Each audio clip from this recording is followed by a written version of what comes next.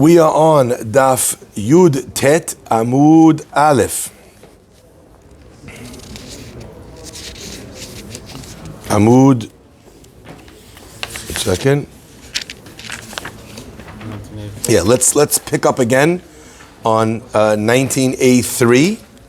Okay, we're going to go back a little bit to understand. So let's just review. We're trying to figure out what the halacha is with regards to maaser sheni, which means the maaser that you take that you have to eat in Jerusalem. Okay, so we're trying to figure out if that law applies even now when there's no Bet HaMikdash in Yerushalayim. Does a person have to have maaser and eat that in Jerusalem or not? Is that still law? Is that law still in existence? And the Gemara said that you can't learn from this one, you can't learn from that one, you can't learn from that. Maybe let's learn from both of them. Let's learn from one Bikurim or Bechor. That Bikurim and Bechor doesn't work if there's no Bet HaMikdash. And the Gemara answered, well, you can't learn from either of them individually because Bechor is a Korban and because Bikurim requires Hanacha, placing aside the Mizbeach.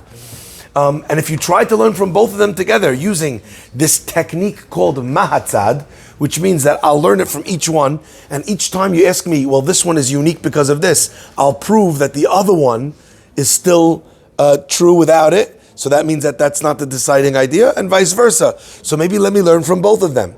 And the answer is, yeah, that's true, but both of them have a reason that the third one does not have, which is that their procedure involves a Mizbeach. There's a Tzad Mizbeach, the Gemara said. Okay, now the Gemara says, one second, I'm trying to figure this out. Because Rabbi Ishmael is trying to understand Maaser, if it's true, if it's yes or no. In the end, he brought it, if you remember from the Pasuk, that it's not relevant during our day. Umay Kasavar, what does Rabbi Ishmael, what's his background logic that he understood immediately that Maaser was something to figure out, but that the others were unclear? The Gemara asks what's called a mimanafshach. So we're learning a lot of terms here. When you learn Makkot, not only are you learning Makkot, you're really also learning how to learn Gemara, and these skills are very universally applied. What is a mimanafshach? Mimanafshach means, doesn't make sense. Like, I'll give you an example of a mimanafshach, and then we'll learn what the Gemara is trying to say over here. Mimanafshach means, let's say I tell you, you owe me $100. And you said, well, I couldn't have bothered it. I did not borrow it from you on Sunday, because Sunday I was at the Yankee game. So I can't owe you $100. And then the guy says, okay, well then maybe you borrowed it from me on Monday. He says, well, I'm not sure if it was Monday, if I borrowed it from you on Monday either. Right? Because on Monday I was at a Mets game. Trader, right? Okay. So the guy says, listen, I don't know if it was Sunday, I don't know if it was Monday, but if you borrowed it on Sunday, or if you borrowed it on Monday, or if you borrowed it on Tuesday, all I know is that you borrowed it. So either way you go, you still owe me the money. Now, let's make it more obvious what a mimanafshach is.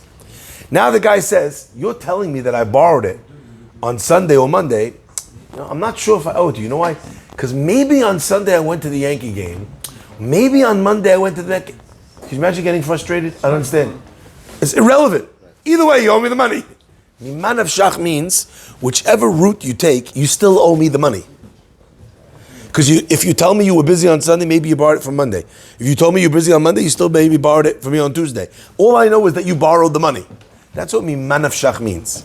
So either angle you go, you still owe me the money. So it doesn't matter how you got here, the end game is the most important. Correct. So the Gemara is going to say, I don't understand.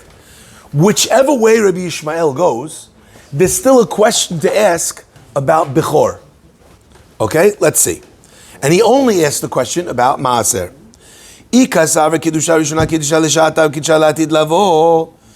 Remember we talked about this. When they made the Bet HaMikdash, they sanctified it on Har HaBayit. Did they sanctify it that it should be holy forever? Or did they sanctify that so long as the Bet HaMikdash is here, it should be holy? Didn't we learn as long as the Mizbeach was there, that was there? So I'm just saying, this is what the Gemara is saying. Kasa, yes or no? Did you make it holy forever or only for the time the Bet HaMikdash is standing? And the Gemara is going to explain both sides. Ika savar, if he holds Kiddusha Rishona, Kiddusha Lishata, Velo Kiddusha Latid Lavo, if he holds that it was forever, that the Kiddusha was a forever Kiddusha, Afilu Bechor Nami. Even a regular case of Bechor, you should be able to come and do the process and eat the meat of the Bechor.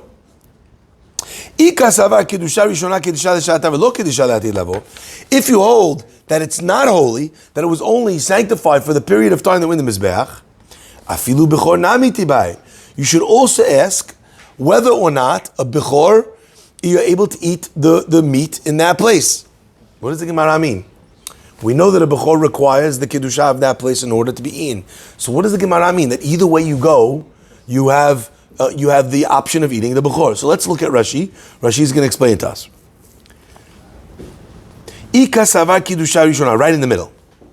If you thought that the first sanctification shel bait kiddusha l'shata, it was sanctified for that hour, for the time of its existence, and it was sanctified kiddusha latid lavo, ki hechi disvira le b'kiddushat haaretz, the same way you hold that Eretz Israel, once it was sanctified as the Holy Land, is always the Holy Land.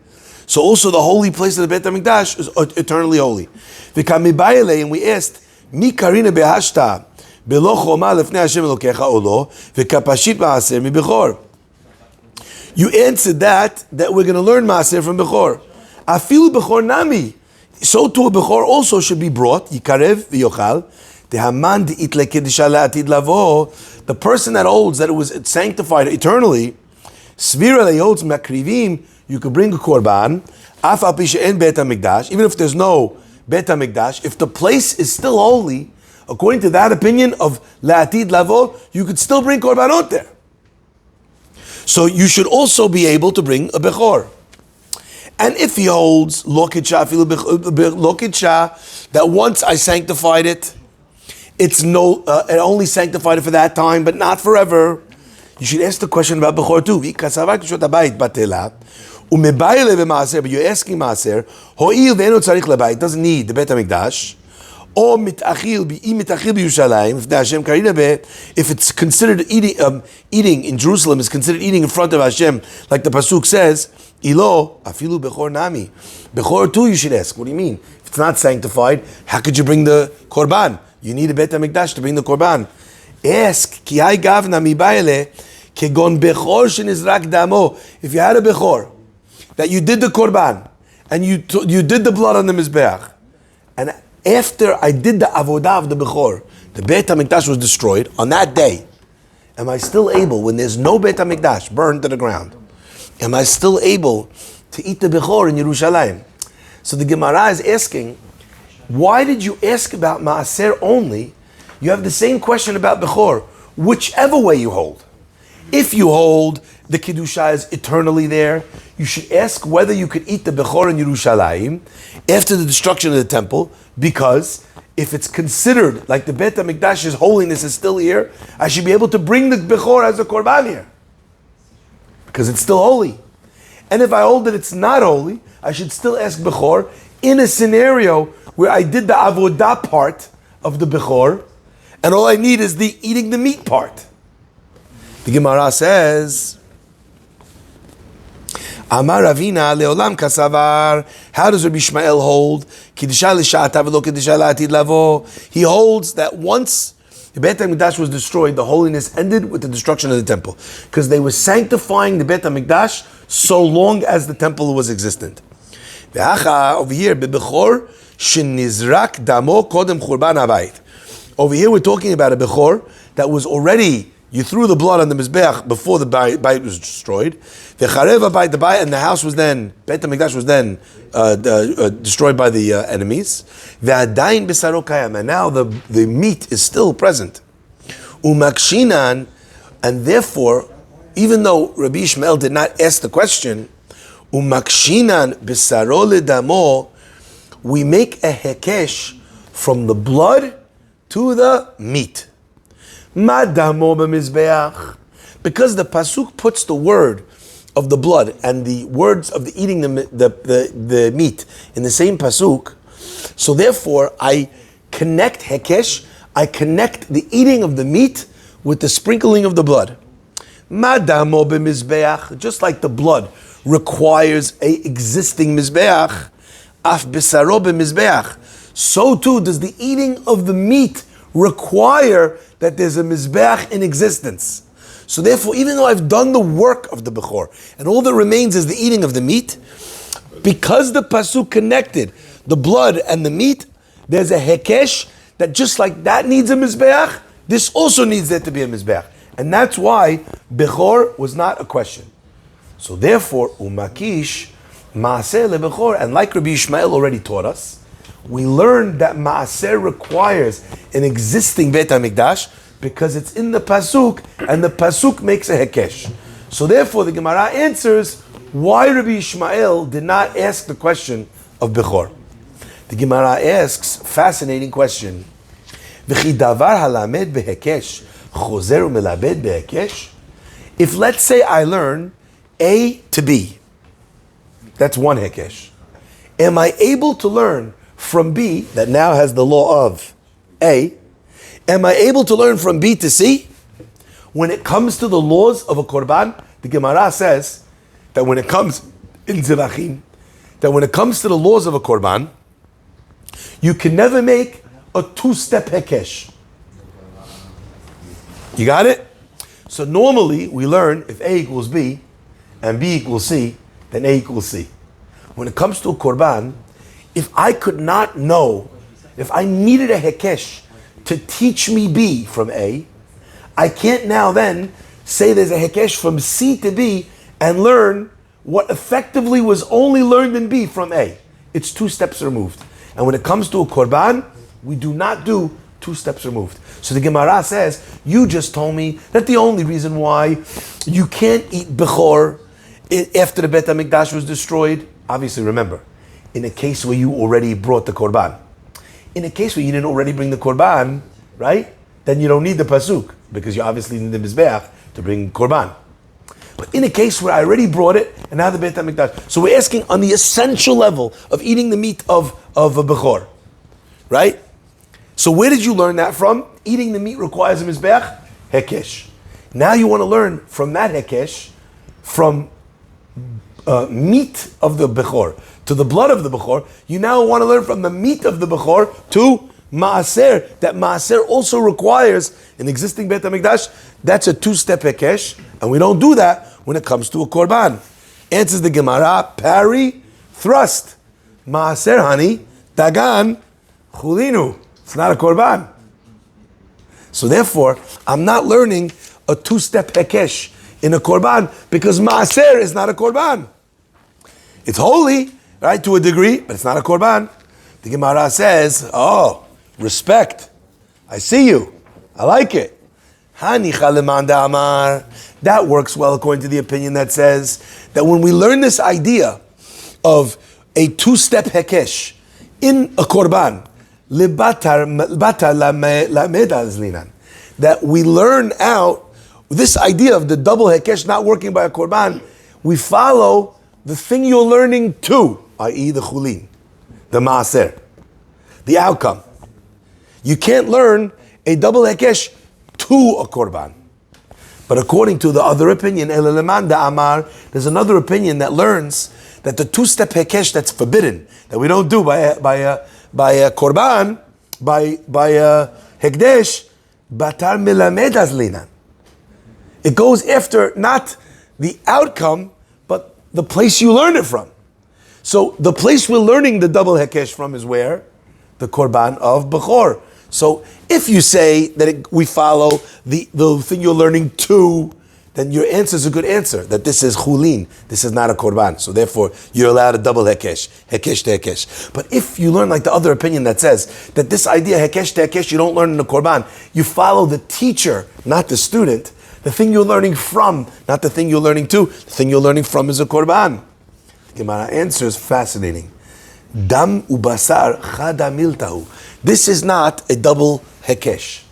This is not a hekesh to hekesh. It's true, we learn the meat from the blood. But here, it's not, we never left the first category. The meat and the blood is the same korban. So the first hekesh didn't take you from A to B. It took you from A to A itself. It taught you a law within A. Because it's the same korban. What would a case of hekesh to hekesh be like when it comes to a korban? If I learned from shalamim to olah, and now I want to learn from olah to chatat, that's a hekesh to a hekesh where you can have. But if I learned from olah to olah, and now I want to learn from olah to chatat, that's not a double hekesh. Because the first hekesh never left its own zone. It's still in the same thing. So therefore, the blood of the korban and the meat of the korban is the same zone. And therefore, you're able to make a double hekesh, even according to the opinion that says that you follow the teacher of the hekesh in the double hekesh and not the thing you learn too. Let's continue. Says the Gemara, Koche Kodashim. So remember, each thing in the Mishnah that is stated, we're going to try and find what is the source. So now we're up to Koche Kodashim. A person who eats Koche Kodashim, what's Koche Kodashim? Olah, Chatat. Those are the holy of holy sacrifices, as opposed to the less holy sacrifices. Okay? The Gemara says, right, so Koche Kodashim, and that's eaten outside of the place that you're supposed to eat it in. So if you're eating a korban outside of Yerushalayim, because you have to eat Yerushalayim, or you're eating koche kodashim maaser, you're eating koche kodashim, the holy of holies, which is supposed to be in the walls or amongst the curtains in the time of the Mishkan. You eat it outside the curtains, even though you're still in Jerusalem. So you're eating it out of its place. The Gemara says you get lashes. Tanina charazim. Now we learned once in the Mishnah, maaser sheni ve'ekdesh lo nifdu. If a person eats maaser sheni, the maaser he's supposed to eat in Jerusalem, eats it out of Jerusalem, ve'hekdesh lo nifdu, or something which is hekdesh, but it was never redeemed onto money. If something is maaser, and let's say I don't want to take 50,000 crops all the way to Jerusalem, so what could I do? I could take all of my fruits and vegetables that I made maaser. What could I do? I could take all that maaser, put it on this wad of cash.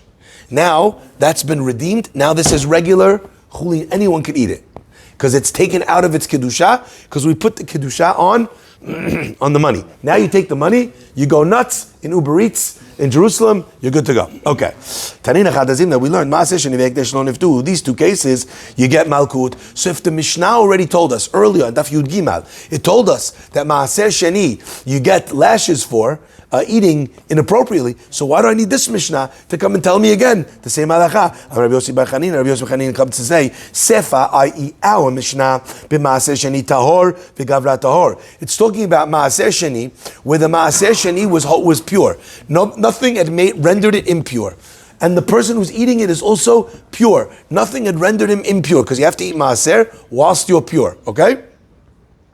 So, in the case where the maaser is kosher, yani, and the guy is kosher, but ka'achil chutz lachoma, he ate it out of its correct place. So there we learn in our Mishnah, the second one, the one we just learned, the sefa is, you get malkut, you get lashes. Resha, the first Mishnah, Daf Yud Gimal, where it talks about maaser sheni, is talking about maaser sheni tameh, where the maaser itself became unholy, impure. It was rendered impure because it touched the dead body or whatever the case might be. V'gavratame, or the person was impure. If either one of those happens, v'ka'achil le b'Yerushalayim. So it's not that I'm eating it in the wrong place. I'm eating it in the right place, but I'm impure. So the first Mishnah is talking about you get lashes if you eat it in the right place, but you're the wrong person because you're not holy. Or the maaser is the wrong maaser because it's not holy. Our Mishnah is talking about where everything's kosher on the maaser and on the person's side. It's talking about where you ate it in the wrong place outside of Jerusalem. That's why we needed two Mishnayot. The Gemara says, how do I know? I know that you can't eat it outside of the place because we just brought this pasuk that we had with the Hekesh that tells you have to eat it in front of Hashem. How do I know that if you eat it in Tum'ah and you're unholy or it's unholy, that you get lashes? The Tanya, the Braita says, I did not eat any of this maaser betameh. When did we have this pasuk? Just now. This week's parasha. Okay? Hashem is everywhere.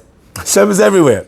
I did not consume this food betameh while it was impure.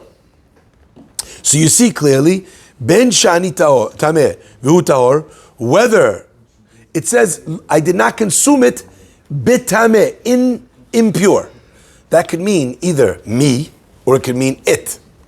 If I say about my maaser, I did not consume it impure, what does that mean? It's impure or I'm impure? Either. So therefore, ben sha'anita mevahu tahor, whether I'm impure and it's pure, ben sha'ani tahor, whether I'm pure and it's impure, the halakha is you get lashes. Ve'echan musar al achila, where do I know? Where do we find that you're not allowed to eat it? Where do we find that that the pasuk tells you, warns you against eating it? This is talking about where the guy makes the confession of the tithes. He says, I did not do this. Where do I find that you're not allowed to do? The Gemara says, Ein yodea. I don't know where it says it. The Gemara continues, Tum'at haguf behed yaktiv. What do you mean? When the person ate it and they're tameh, it states it explicitly in the pasuk. Nefesh asher tigabo. If a soul touches the maser, v'tameh ada erev, you'll be impure until the evening. Sorry, if you touch the dead body or a source of tumah, v'tameh ada erev, you're impure until the evening. V'lo yochal min hakodashim, you can't eat from something which is holy until you go to the mikveh. So we see over here, right, that this holy is not referring to korbanot, it's referring to anything which has that kind of kiddusha, which refers to maaser sheni. So therefore the Torah tells you specifically that you can't eat from it until you're tahor again. Ela tumat atzmo minayin. We know that when you eat it and it's impure, that you're forbidden from doing it. Where do we know tumat atzmo, that when you're impure? Where do we see that when the maaser is impure, even if you're pure, that you're still not allowed to eat it? The Braita says, Talmud Omar, the pasuk answers, Lo tuchal le'echol b'sharecha. You're not allowed to eat it in your gates. So even if you're in the right place, but since you're tameh, it doesn't work. How do I know that's referring to when you're tameh? Ulahalanu omer b'sharecha tochelenu hatameh v'hatahor. In your gates you can eat it, the tameh person and the tahor. So you see, when that pasuk is referring to a scenario where the person is himself tameh. So since we have a hekesh from that pasuk to this one, so just like that pasuk is talking about when you're tameh, also this pasuk is talking about when you're tameh, and it tells you you cannot eat it in your gates. Okay, so therefore you see even when you're in the gates of Jerusalem, Maaseh Sheni as a hekesh from Bechor, we learn from a Bechor that has a mum. It talks about when you're tameh. So that's how we learn the isur of you being tameh and eating from maaser which is pure. V'tanya Rabbi Ishmael, we learned the Braita from Rabbi Ishmael. Afilu tameh v'tahor ochlim b'ka'ara achad v'en chosheshin. What does that mean? It means that when a person is eating from a bechor that already has a mum, okay, so you can't bring a bechor that has a mum as a korban. So that invalidates it. So since it invalidates it, so therefore the pasuk says, who could eat from this blemished bechor? Tameh and tahor. All right? So what do we see? You see that they're able even to eat from the same platter. Two people eating from the same plate. And the pasuk says, Hech tameh, he'ach tameh disharelach gabe tahor hatam. What is the scenario, right? Just like over there, I allowed a person who's tameh to eat with the person who's tahor, okay? Hacha lo techu. Over here, you should not eat it. So in other words, what the Braita is telling you is that over there, I told you, when we were talking about bish'arecha, I told you that this was allowed, that a tameh can eat with a tahor. But over here, I told you, lo tochelenu, you shall not eat it in your outlying cities, which means that what I allowed you to do over there, I'm telling you clearly, you're not allowed to do over here. So one more time. You cannot eat, the pasuk says, you cannot eat in your gates. The other pasuk by a bechor with a mum says, a person can eat it in your gates, tameh and tahor. So in one scenario, it uses the same word in your gates, the same way that's talking about tameh and tahor. Also over here, we're talking about tameh and tahor. But over here we say, you gate eaters, which means the tameh and tahor eating together, you cannot eat it. So it's specifically telling you, what I allowed you to do over there, you're not allowed to do over here. That's what the Braita of Rabbi Ishmael teaches us. The Gemara continues. So we differentiated between the first Mishnah on Daf Yud Gimel and the Mishnah Teish and the Mishnah over here. We said that the Mishnah on Daf Yud Gimel is describing a case that a person ate it in the right place, but while he was tameh. And our Mishnah is talking about when you're tahor and the maaser is tahor, but you're eating it outside the gates of Yerushalayim. So in the first Mishnah, where we learned about the fact that a person is eating it in the right place, in the gates of Yerushalayim, but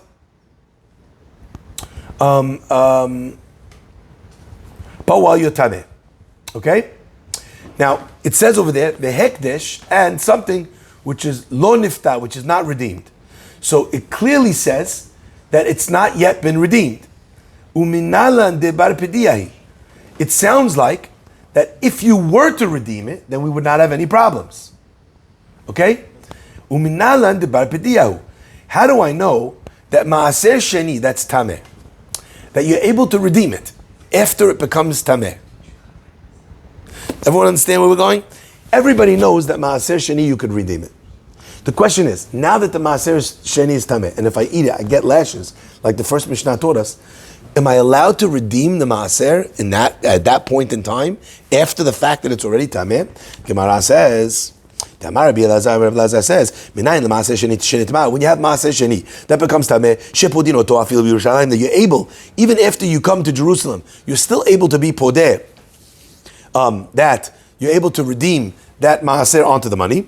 Talmud Omar, the pasuk says, "Ki lo tuchal se'eto," that you cannot carry the maaser. Remember, we said, when does a person do the redemption of the maaser? I don't want to carry. I don't want to schlep all this grain, everything there. It's too difficult. What am I going to do? Put it on the money. Bring the money with me and spend the money in Yerushalayim. So the pasuk says that you're able to do the redemption when ki lo tuchal se'eto. What is lo tuchal se'eto? En se'et ela achila. Normally we translate the word se'et as to carry. But the Gemara says the word se'et also means en se'et ela achila. It also means to eat. Why? Where do we find that? Shneimah, like it says in the pasuk, vayisa mas'ot me'et panav. And he gave them, right? He brought to them maseot me'et panav from before him. So you see, it's referring to dishes. By the way, we have it in other places as well. I think we have it in the Megillah too, of Mas'ot Miyada from the king, Miyada Melech. Either way, the pasuk is telling you over there that the word se'et can mean eating. So now let's read the pasuk again. When do you do redemption? Ki lo tuchal se'eto, when you cannot eat it. What kind of maaser sheni can you not eat? When the maaser sheni is tameh, right? How do you know that's true? Maybe it means when you're tameh. And then we have no proof when it's tameh. So you can't redeem it in Yerushalayim? No, 1 minute. We're bringing this pasuk that you could redeem it when you can't eat it. And that's how we know that maaser sheni that's tameh, you could still redeem it. How do we know that you can't eat it is referring to when the maaser is tameh? Maybe kilo tucha se'eto, you can't eat it, is referring to when you're tameh. When Rab Shimon said that, Rab Shimon said together that I can't eat it when I'm tameh. The first time on the right before. No, I know that you can, but now we're trying to figure out a different halakha. Are you allowed to redeem maaser that's tameh, or is it too late? So the answer is, we bring it from the pasuk. The pasuk says, when do you redeem it? When you can't lift it, when you can't carry it. The Gemara says se'eto also means to eat, which means that when you can't eat it, you're able to redeem it. So therefore you see that maaser that you can't eat, what must that mean? It must be referring to maaser that's tameh. Maybe it's not referring to maaser that's tameh. Maybe it's referring to maaser that's pure when you're tameh, because you can't eat it. The answer is, when you're tameh, It's tameh. no, it's not tameh. When you're tameh, it's not that I can't eat it. I can't eat it now, yet. I'm going to become pure again. You can't stick maaser sheni in the mikvah. So lo tuchal se'eto means it cannot be eaten, must refer to the thing that cannot be eaten, not something that can't be eaten now. So that's how we know that it's referring to the maaser that's tameh, and still you're able to redeem it. In fact, Not only are you able to redeem it, you must redeem it. Because if you eat maaser that's tameh, what do we learn in the Mishnah? Even if you ate it in the right place, in Jerusalem, you're going to get lashes. The Gemara says, okay, so now I know maaser sheni, you could redeem it in Jerusalem, if it's even in Jerusalem, even after it's tameh. Now the Gemara says, what about the opposite? Amar of Bibi, what if the maaser sheni is outside of Yerushalayim? Amar of Bibi, Amar Vasi, Rabbi Bibi said in the name of Vasi, Minayin maaser sheni tahor. How do we know that maaser sheni, that which is tahor, shepodino to afilu b'psiya achat chutz lachoma? How do I know that I'm able to do pidyon, to redeem maaser sheni, one step outside the wall of Yerushalayim? What's the difference? You can do it inside, you can do it outside. Ah, good. So the reason why we're contemplating this one step is the pasuk says you can't eat it, and then it says, you know why? Because ki yirchak mimcha makom, because the distance to Yerushalayim is so far. So it's so hard to carry it and bring all the food there. So the pasuk makes it sound like only if it's very far. Says the Gemara, how do you know that that's not specifically telling you that only if it's far? It's just telling you that you might want to do this if it's far. But even if you're close, how do you know if you're one step out of Jerusalem that you're still able to redeem the maaser when it's tahor? Shene'emar, because the pasuk says ki lo tuchal se'eto, because you're unable to carry it. Now, what does that mean? It tells you on the one hand you're far away, but then it tells you on the other hand that you can't carry it. So the pasuk is telling you, not only, I'm giving you both options. One is where you're very far away, and one is where you just, for whatever reason, are choosing not to se'eto, to carry it. Okay, so it's not about the distance, it's about whether or not I want to carry it. The Gemara continues, one second. You're telling me that you're learning this out of the word se'eto, which means to carry, but we used that word se'eto already. When did we use it, if you remember? We used it, se'eto, we said means to eat. We used it to tell you that you could redeem maaser sheni, which is tameh. So if we used it already for another derasha, you can't use it for this. The Gemara says, im ken, if it's only coming to tell you the words of eating, le'makra, the pasuk should have said, lo tuchal le'ochlo, you can't eat it. Why did we use a word that could mean both eating and carrying, so that you would learn both laws, the laws of eating and carrying, ma'aseto, to teach you both halachot. The Gemara continues, ve'ema kula lahach yudata. How do you know? Maybe if it means carrying, maybe it only means one and not the other. The Gemara says, "Im ken lemakra lo tuchal litelo." Let the pasuk say you cannot take it. Litelo doesn't mean also eating. So therefore, from the fact that this was a double-edged sword, it means both eating and carrying, and there's a word that only means eating, and there's a word that only means carrying, and we didn't choose to use either one of those words. I specifically chose this word in the middle that means both. Shema mina, we learn from here. Tarti, we learn from here, both of them. The Gemara says, Yativ Rav Chanina, Rav Hoshia v'kamei baile. Rav Chanina and Rav Hoshia were sitting down, and they were asking a question. Apitcha di Yerushalayim. Ma'u. What if, Ma'aseh Sheni, you mentioned you're one step out of Yerushalayim. What if you're already in the gates of Yerushalayim? Pshitahu b'chutz u'masa'u b'fnim. If you're inside Jerusalem, I'm walking backwards, dragging my maaser. Okay? Obviously, if the maaser is outside and I'm inside, we already said earlier that it's outside, and what's it called? And it's hu b'chutz. Excuse me. Hu b'chutz masa'u b'fnim. If I'm behind it and I'm pushing it in, the maaser is already in Jerusalem. Who cares where I am? So there, obviously, you can't be podeh. Hu b'fnim. Kalatau mechitzot. The walls of the city already are considered like it's part of Yerushalayim. Hu b'fnim u'masa'o b'chutz mahu. What if it's the opposite way around? What if I'm dragging it in behind me? So I'm walking backwards, pulling it in. I'm in the walls, in the thickness of the walls of the entry, but the maaser is still outside. What would the halakha be there? The Gemara says, Tana lehu. we understood a famous teaching, Ha'usaba from the elder, B'debe Rabbi Shimon Bar Yochai, from the yeshiva Rabbi Shimon Bar Yochai, Ki yirchak mimcha makom, when the Yerushalayim is going to be very far from you, then you should be podeh, you could be podeh, you could redeem the maaser. Mimilu acha, from the fullness of you. Ki yirchak mimecha. It doesn't say that the maaser is far. It says that you are far. Ki yirchak mimecha.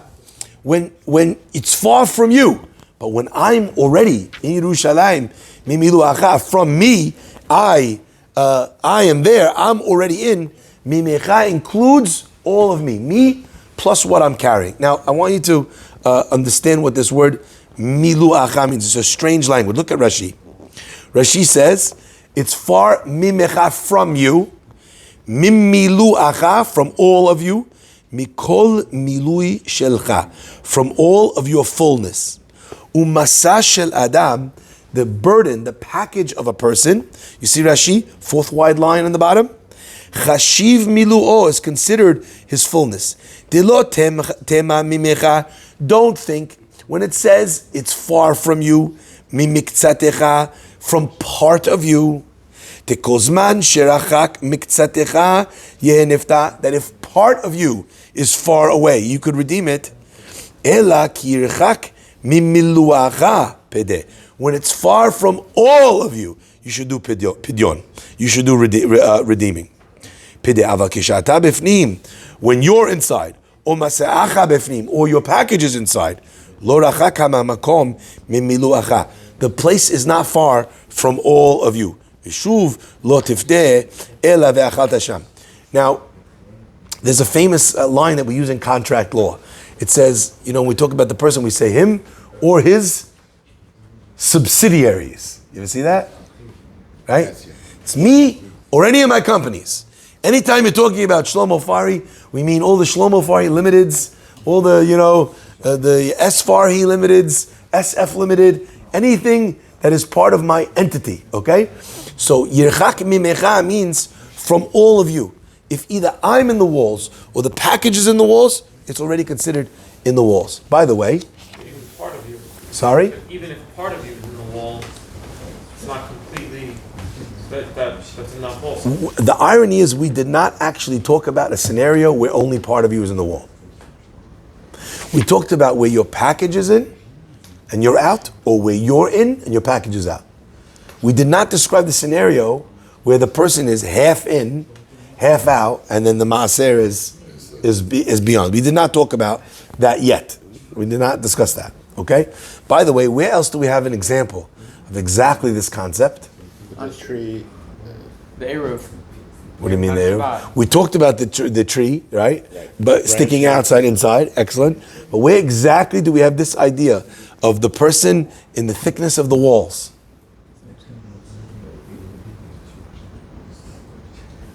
Purim. Nope, in the Torah. The pasuk tells us, "Shiv'im nefesh yardu avotecha Mitzrayim." You went down to Egypt with 70 souls. Rashi counts exactly how many people there were in Yaakov's camp. How many does he come up with? 69. What does Rashi say? And Yocheved, Moshe Rabbeinu's mother, right? Noleda, she was born, Ben Achomot. Her mother started giving birth when? As they're walking through the gates, in the thickness of the wall, she could have to give birth. So what did she do? She sat down over there in the middle, right? In the thickness of the wall from outside inside, she gave birth to Yocheved. What do you see from that? B'shivim nefesh, counted. Yadu avotecha Mitzrayim. Isn't that amazing? So there's some that say it as a proof, some that look at it as a question. Who could guess the question? If in the walls means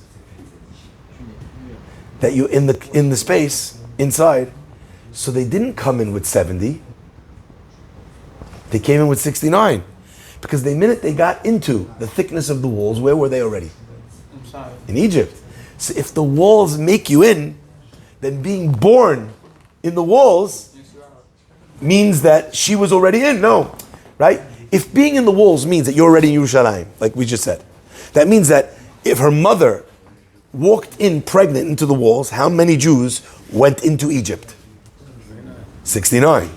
The fact that leaving the walls into Egypt proper was 70 is not Yardu Avotecha Mitzrayim b'shivim nefesh. The end of the walls, the beginning of So is Right, but the beginning of the walls is already. the wall is considered the neutral zone. We're saying it as a question. I need Like to it's get. Do neither you want to here get me nor a chumash from Sefer Shemot? Yeah, It's neither here nor there. Sefer Bereshit. Right. Middle of the wall. Like a Huh? DZ or Like a middle of the wall. Middle of the wall, the thickness of the wall. It's hard to imagine because we don't think of walls like that. But think of the old city. right. They have How thick is that wall? right. Right? So that wall, so that Ben Achomot is considered already in. So how does it help that Yocheved was born between the walls? It's still not that they came down with 70.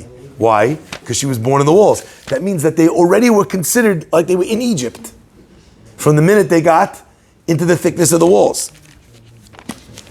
So I want to share with you something. I don't know if it's true. I can tell you it's clever. I don't know if it's true. So that means Moshe's mother was really old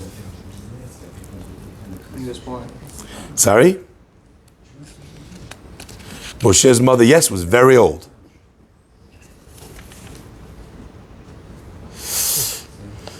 Ubifratan iata motze ela lamed bet. You find only the 32, not 33 grandchildren. Ela zu yochevet shenolda ben achomot. She was born between the walls. Beknisatan the year as they came into the city. Shneemar asher yada otal Levi b'Mitzrayim. That she was born to Levi in Egypt. Ledata b'Mitzrayim ve'en horata b'Mitzrayim. Her birthing was in Mitzrayim, but her horata, the pregnancy was not in Egypt. So she was born into Egypt. So how could we say that they came down to 70, Yardu Mitzrayima with 70? Maybe half of the wall is still owned. Sorry? Maybe half of the wall wasn't owned to Egypt. Maybe it's with ownership. Let's look carefully. What does it say? She was born Ben, not Ben Hachoma, not Be'ovi Hachoma, but Ben Hachomot, between the walls. There was a wall of Egypt, but then there's also another wall of Canaan. That's my diuk.